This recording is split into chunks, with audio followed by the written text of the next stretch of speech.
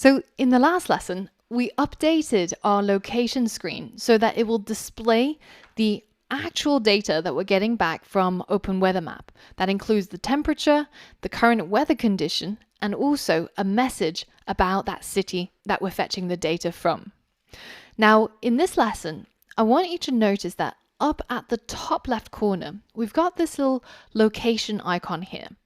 And the idea is that if we decide to walk around or we go somewhere else and we want to check out the weather for the current location, then we should be able to trigger a new location request and fetch the weather for that location. But at the moment, all of our location work is done inside our loading screen. And that doesn't really make much sense. We want to be able to call this from anywhere within our app, not just keep it inside loading screen. So let's do some refactoring and let's move all of this into its own file. Because all of this is all related to getting weather data, let's move it into our weather dot dart. So theoretically, I should be able to remove the location dot dart and networking dot dart and put it into our weather dot dart file instead. So right at the top, it's going to go here. And now I should be able to refactor my code so that I get rid of any of the errors. I'm going to remove the first part of get location data, where I get the actual current location and I use the network helper to get the weather data. And then I have this weather data object to be able to send to any screen that needs it. So let's cut that from that method. And inside our weather.dart, let's create a new method inside this class. And I'm going to call it get location weather. And I'm going to paste what I copied over into here. So the first thing to notice is that we no longer know what the API key is, and that's because that's right up here. So let's take that along with us and put it into our weather.dart file, where it makes more sense that we have an API key for fetching the weather. Now, the other thing I want to reformat is this long URL. So everything before that first parameter, everything before the question mark, I'm going to cut out and I'm going to add it into a constant. And I'm going to call it the Open Weather Map URL. And I'm going to put it in here as a separate string. So now in my network helper, I'm going to pass along the value of that Open Weather Map URL. And then we're going to add our first parameter, the latitude, and then the longitude, and then the app ID. And finally, the units we chose for the results is metric. So now the only errors I have are regarding the await. And it's because we have to mark this method as async to be able to use await on all of these methods. And finally, at the very end, once I've actually gotten my weather data, I want to be able to output it as a result of this method. So at the very end, I'm going to return the weather data. And because weather data is going to depend on a number of asynchronous methods, then this method also has to be marked to return a future. And the data type of the future is going to be of the same type as the weather data, which is dynamic. So it's going to be a future dynamic object. And now we have a separate method inside our weather model that deals with getting the weather for a particular location. And when we call this method, we can get the weather data as a future output. So now let's go back to our loading screen and make sure that we can still get access to the weather data. So inside here, we're going to create a new weather data model. So we're going to have to import that file, the services/weather.dart. And we're going to create a new weather model, which is called weather model equals weather model. And then we're going to use this weather model to get the location weather. And the output of this method is going to be saved in a variable, and we'll call it weather data. And then that weather data is passed over to the location screen when we initialize it through this line of code. Now, if all of this is a bit too wordy for you, you can also simply just initialize the weather model in line. So we can cut that out and paste it in here because we're only really going to use it once here. And finally, we just have to make sure that we mark this method with await, because we know that getLocationWeather returns a future, right? So this could complete at any time, but we need to use the result of this inside weather data because we're going to pass it over to the location screen. So unless this has a value, then this is not going to work.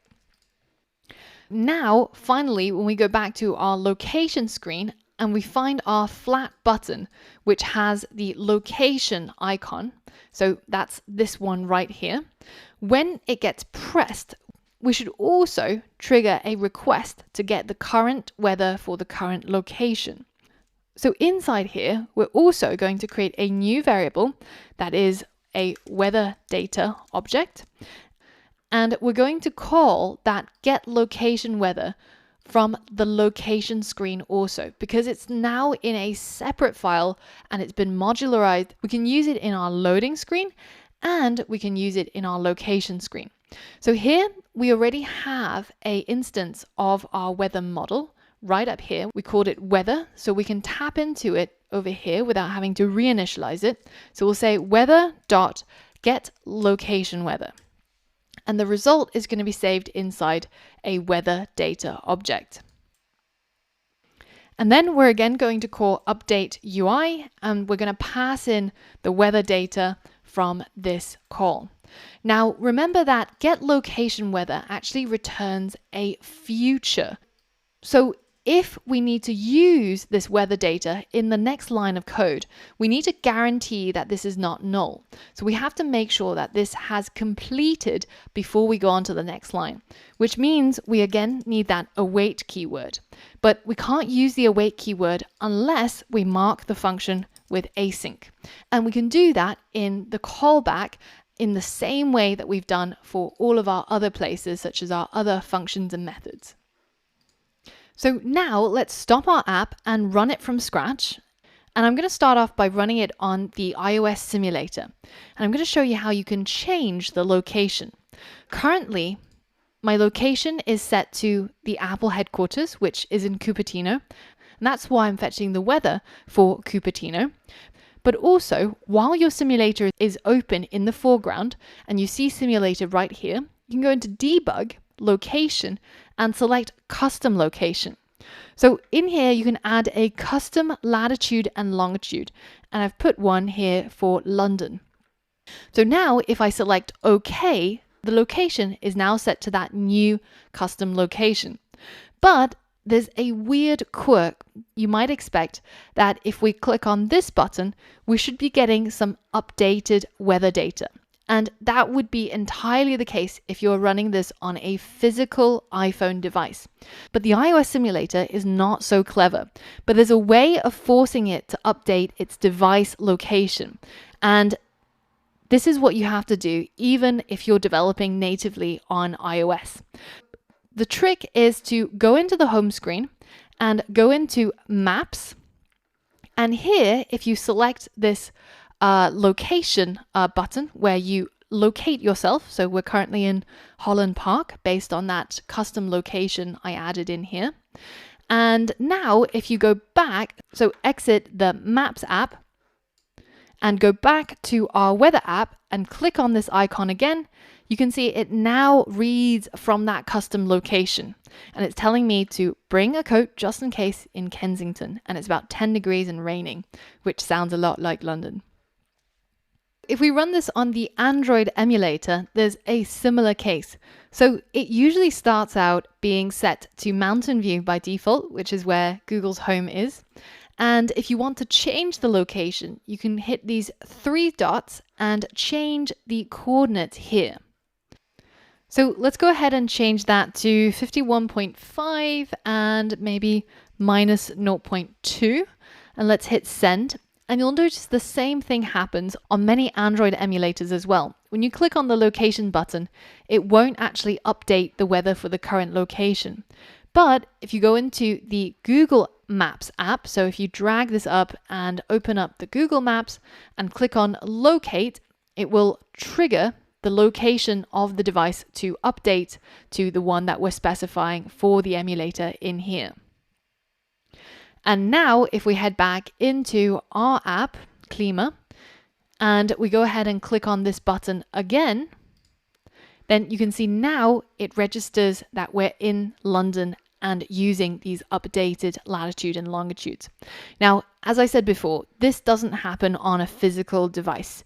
If you run the app using the code that we have on an Android or an iOS device and you walk far enough to register in a new area, then once you hit that button, it should update automatically. But it's just that the emulators have certain quirks and we can work around it when we're testing it inside the emulators. But if you're testing on a real device, then you don't have to worry about any of this. Now, this is also a good time to thoroughly test your apps both on iOS and Android, and also on physical devices if you have one.